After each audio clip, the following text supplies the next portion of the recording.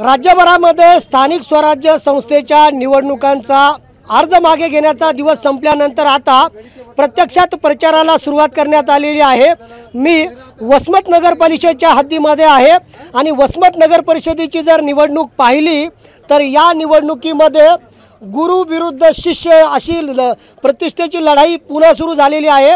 वसमतचे आमदार जे आहेत चंद्रकांत नवघरे त्यांनी या नगर परिषदेच्या निवडणुकीसाठी प्रतिष्ठा पणाला लावलेली आहेत आणि ह्या सगळे उमेदवार आहेत, त्यासोबत प्रचार करणारे काही नागरिक आहेत जे आता या ठिकाणी नागरिकांच्या भेटीगाठी घेताना आपल्याला दिसत आहेत।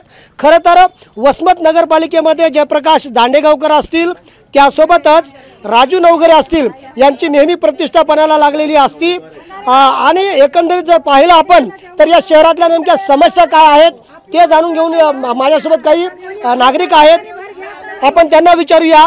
नगर परिषदेची निवडणूक आली की नागरिकांच्या समस्या पुढे येतात, मात्र 5 वर्ष ह्या समस्यांकडे दुर्लक्ष केलं जातं। आता तुम्ही कोणता अजेंडा घेऊन या सगळ्या निवडणुकीच्या माध्यमातून नागरिकांच्या पुढे जात आहेत?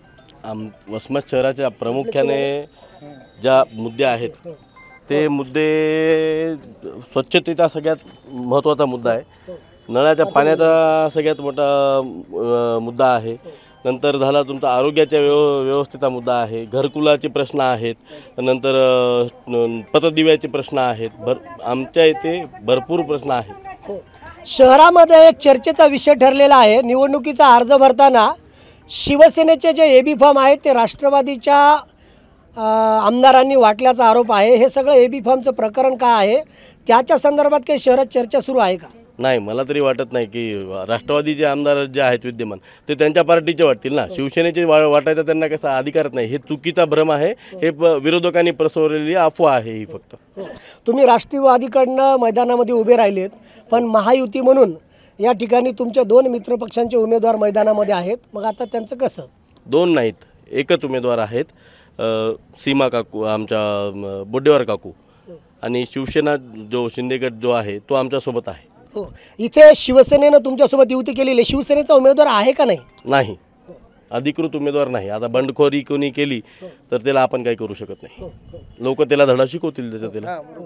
माझ्यासोबत काही महिला आहेत।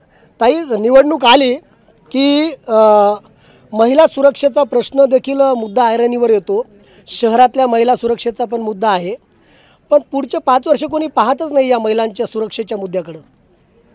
यावेळेस मी मनीषा भास्कर गवळे, नमस्कार।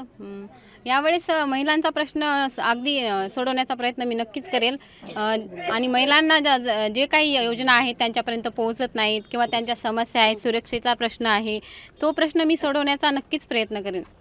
शहरात पाणीच येत नाही 4 दिवस आड, मग पाणी येत नाही तर त्यांना तो प्रश्न मी सोडवण्याचा प्रयत्न करेन आणि वेळेवर पाणी आणण्याचा प्रयत्न करेन आणि घराघरापर्यंत पाणी पोहोचेल याची सोय घेईल। हो, महिला नगराध्यक्ष वसमतच्या नगरपालिकेवरती बसणार आहेत, महिलांचं राज येणार आहे।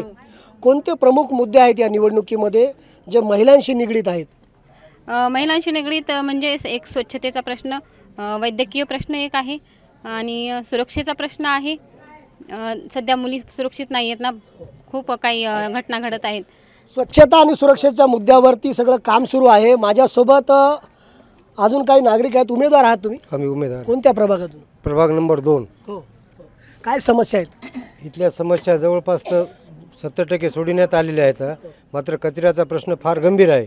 त्याच्यानंतर पाण्याचा प्रश्न तुम्ही आता विचारला, याच्या अगोदर पाण्याचा प्रश्न फार भयंकर गंभीर होता, मात्र विद्यमान आमदार साहेबांना इथे छोटेखानी आमचे एक पहिले तळं होतं, याच्या अगोदर 33 kV म्हणजे पाईपलाईन होती सिद्धेश्वरून डायरेक्ट, पण इथं पाणी डॅमचं घेऊन कॅनॉलचं घेऊन डॅममध्ये टाकलं आणि आता सतत समजा 4 दिवसाआड पाणी व्यवस्थितशीरपणे यायले आणि याच्यानंतर पुन्हा 138 कोटीची नळ योजना वसमत शहरात राबविण्याचे ध्येय आमदार राजू भैया आणि त्याच्यानंतर आम्ही नगरसेवक आणि नगराध्यक्ष हे सोडवण्याचा आम्ही प्रयत्न करू। पण या निवडणुकीमध्ये गुरु विरुद्ध शिष्य अशी प्रतिष्ठा पणाला लागलेली आहे, गुरु कोण आहेत, शिष्य कोण आहेत आणि कसं, काही माहिती आहे का?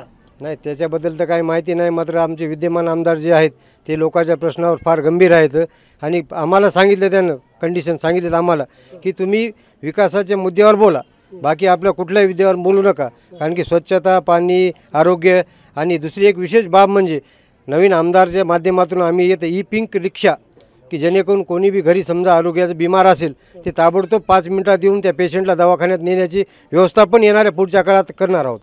पण वसमतमध्ये सगळीकडे घाण पाणी दिसते रस्त्यावरती, आमदार तर तुमचेच आहेत.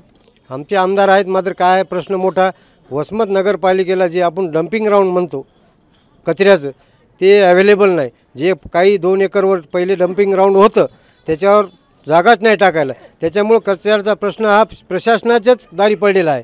त्याच्यामध्ये आज आम्हाला नवीन जागा बघून ते डम्पिंग ग्राउंड करावं लागेल.